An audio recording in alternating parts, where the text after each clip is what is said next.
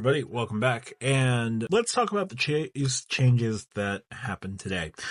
So, I'm recording this on March 27th, and Chase let slip through credit card statements that changes were coming to the Sapphire Reserve, the Ritz-Carlton, and JP Morgan Reserve cards about access to Priority Pass restaurants. Now, Priority Pass restaurants have been the calling card of late for the Sapphire Reserve, and renewed interest in the Ritz-Carlton card, and didn't really mention the JP Morgan Reserve card because, well, so few people have it. So it was kind of a big pitch about folks getting excited again about the Sapphire Reserve. Is it a loss for the card? Yes. Is it a tough loss for the card?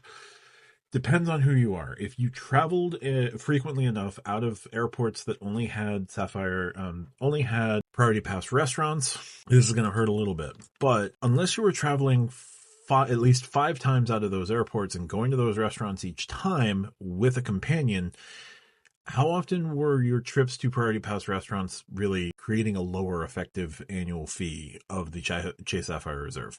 How often were you going to those with the Ritz-Carlton card and lowering the effective annual fee? And I asked the same question to I can't even imagine anyone with a JP Morgan Reserve card watches this channel, right? So it affects 3 cards. It affects a good number of people who hold the Sapphire Reserve, and it affects folks who fly out of airports that don't have Priority Pass lounges and only have Priority Pass restaurants available. I can't speak to the quality of any of those restaurants. I can't speak to why this happened. I have a feeling that Chase and Priority Pass were negotiating another round of Priority Pass memberships available to their travel cards, especially if they're working on any new travel cards or they're working on refreshes to the cards just to extend this partnership. Chase knows that it's valuable. Chase knows that this is being pitched as its calling card, right? I can't imagine Chase didn't know the value that this membership has for Chase specifically. But Chase also knows that American Express and Capital One both ditched Priority Pass restaurants, and nobody really complains that they don't have access to Priority Pass restaurants. It's yeah, they used to, but so what?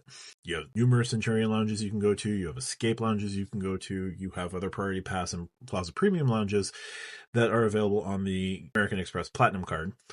And remember, the gold and green don't even get access to the Centurion lounges or any other lounge. Now, the green has a $100 lounge buddy credit, but it's not the same. The Venture X doesn't have Priority Pass restaurant. The business version does, but we'll see for how much longer. And the Venture X kind of ditched it because they were starting to open their own lounges. Well, what has Chase been doing? Opening more lounges than Capital One at present. So I would imagine that Chase isn't going to be affected with this loss, as, folks are going to immediately start lining up to say, Chase lost its calling card. Yeah, but let's see what they have in store, because they're opening up lounges. It seems that they're opening lounges faster than Capital One. They're opening new partner lounges that nobody's aware of until they just do it, like the 2 Etihad lounges that they've opened, the one in JFK and the one at Dulles.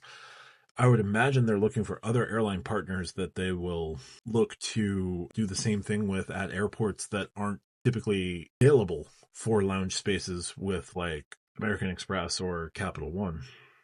So they seem to be running on a very different set of gears when it comes to the airport experience. So maybe Priority Pass overplayed their hand with the membership cost for Priority Pass restaurants on the cards and pushed too far. And Chase said, well, the other two have done it have walked away with access to their lounges. We'll see. I think this is going to hurt the restaurants more than it's going to hurt Chase, obviously.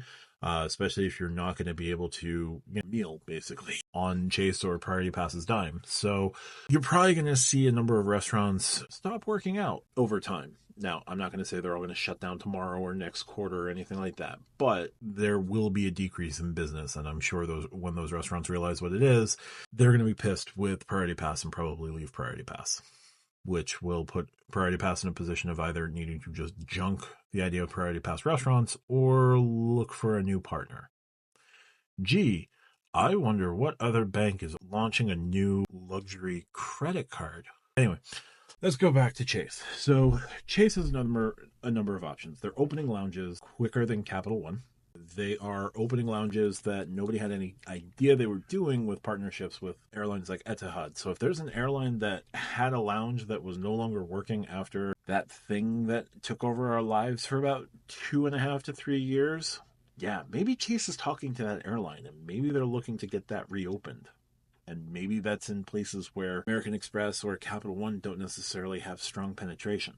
As for the $28 that you got for that, I'm sure that if Chase wanted to pursue that for travelers, they can find a way. The other thing they could do is they could be looking at, grab and go type spots, taking inspiration from Capital One with the Dulles grab and go section. Chase may be looking at that and may give you extra benefits on the Sapphire Reserve and the Ritz-Carlton card and the JP Morgan Reserve to use grab and go from there and not have to worry about the charge. Something like that. It's up to, I don't know, say $28 for you and one other person on your itinerary. Gee, I wonder what that sounds like. So we will see with that one. I also think that we're going to see Chase lean into their travel stuff a little bit more. So I don't know. But I don't think this is the doom and gloom and schadenfreude that some seem to be suggesting. This will signal to me that there are changes coming to the Sapphire Reserve beyond this, and maybe it's the refresh it so badly needs. But I don't think this is as bad as it's being portrayed, because Chase is leaning into travel. Chase is investing into lounges, investing into partnerships, investing into ways to make travel a little bit easier, it seems. So losing Priority Pass restaurants is probably, one step back to take 2 or 3 steps forward. I'll say this, I am expecting to see new word on what Chase will probably be doing with restaurants and air travel and things like that. You can definitely expect things like them expanding their lounge network.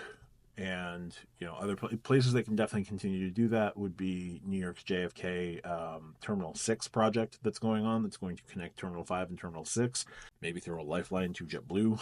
But that terminal could definitely get a Chase Lounge. Also, their Terminal 1 project could get a Chase Lounge. And Chase can set up partnerships with, the grab-and-go type locations at the terminals. The other thing I had a thought on, and I just want to end with this one, is Chase has their own dining program that on the Sapphire Reserve will net you 10 times points. If there's disaffected restaurants from Priority Pass that might be looking for something to do some sort of pitch to get customers back if it gets really bad, Chase Dining, and I don't know, a $28 credit per meal for the holder of the Sapphire Reserve card and one guest. Anyway, we'll just leave with that. Just wanted to get some thoughts out there on this change. It's a bad change, but it's not nearly as monumental as folks are probably going to make it out to be, because the rising goodwill of the Sapphire Reserve probably just got short-circuited because of one small thing. I think a refresh is coming. I think Chase can do a whole lot of things in airports. I think that Priority Pass may have overplayed their hand, and we'll see what happens. But if Capital One can get by and still be praised as a really, really good premium travel credit card, even though it's been suffering a death by 1,000 cuts, and Capital One is literally doing everything it can not to raise the annual fee, because as soon as it does, it stops being the wonder child. And if American Express can get by because, well, American Express can just open a Centurion Lounge whenever it wants, I think Chase is going to be fine. But that's all I have for now. If you like what I do, hit the subscribe button, hit the like button as well. I've added links for tip jars if you guys are interested in throwing a tip. I'm also going to be looking to set up super thanks. I just have to read the language on that as I was welcomed into the YouTube partner program. So anyway, if you like what I do, thank you so much. Hit the like button, hit subscribe. Talk to you soon.